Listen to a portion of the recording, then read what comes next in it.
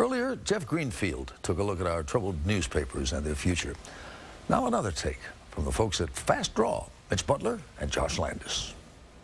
The future of newspapers is looking surprisingly like the past.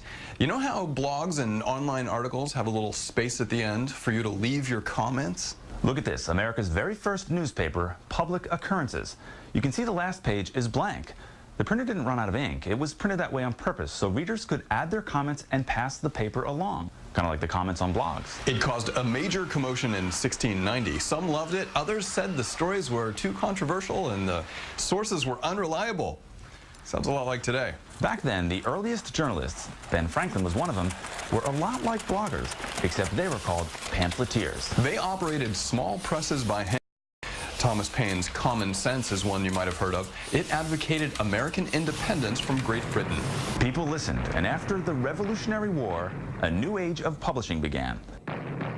Newspapers helped America form an identity as they debated important political issues of the time. The number of blogs is exploding today, but back in the 1800s, the number of newspapers was exploding.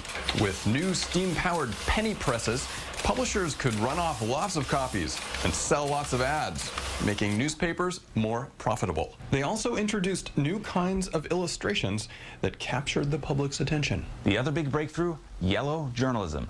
Reporting that sought-out scandalous news. And if there wasn't any scandalous news, the papers just made it up. Sound familiar? With so many blogs out there today, it's hard to know what's credible and what's not. But still, people love to read them. By 1915, there were more than 14,000 daily and weekly newspapers in the country. That was the peak. But then things changed, and the number began to fall. Big chains bought up smaller papers. Magazines pulled readers away. Over the years, heavy competition from radio, and then from television, and then from the internet. But just like Publick Occurances and thousands like it, today bloggers and other emerging sources are providing millions of new voices. So a look back in time shows that where once there were many voices, there then became few. That makes today look like a return to the olden days. Many voices.